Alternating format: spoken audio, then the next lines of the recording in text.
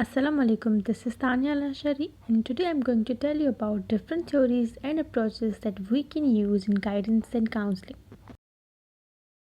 Theories and approaches of guidance and counseling: behavioral theory, cognitive theory, humanistic theory, holistic theory, and psychodynamic theory. Behavioral theory. Behavioral theory is based on the belief that the behavior is learned. Classical conditioning and operant conditioning are two types of behavioral therapy. In classical conditioning, Pavlov executed a famous study using dogs, which focused on the effects of a learned response. For example, a dog is salivating when hearing a bell through a stimulus. In this case, pairing the sound of a bell with food.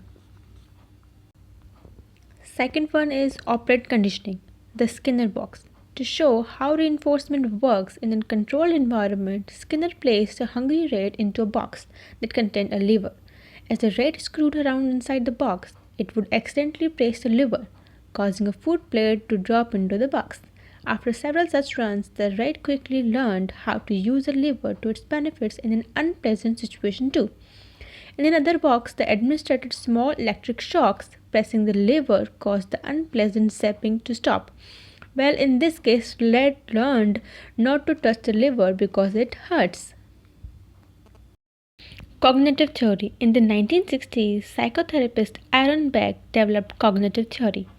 This counseling theory focuses on how people's thinking can change feelings and behavior. Means how we feel is totally depend upon how we think.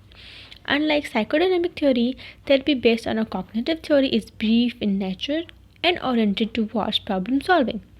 Cognitive therapy focuses more on their client's present situation and thinking than on their past.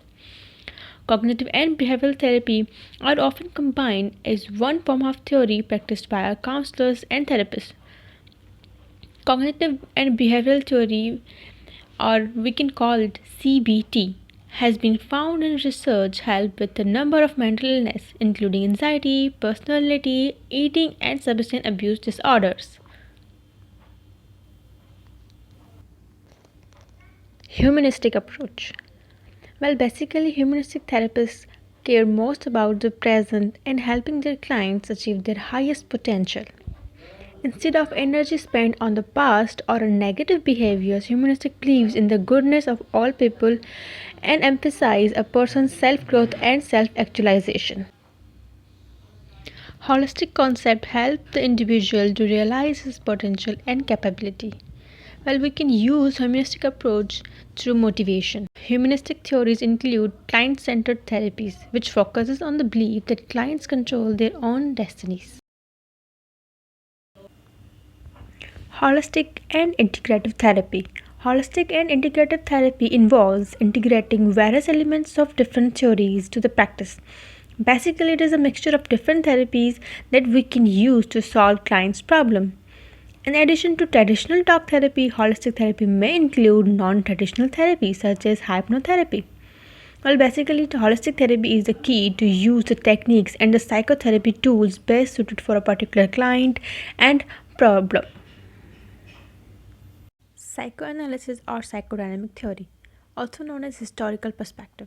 Psychodynamic theory states that events in our childhood have great influences in our adult lives. According to Freud, 1915, the unconscious mind is the primary source of human behavior. Like in iceberg theory, the most important part of the mind is the part you cannot see. Our feelings, motives, and decisions are actually powerfully influenced by our past and stored in our unconscious mind. Psychodynamic theory is strongly determinist as it views our behaviors or cause entirely unconscious factors over which we have no control. Well, that was a simple overview of all theories and approaches. Thank you so much.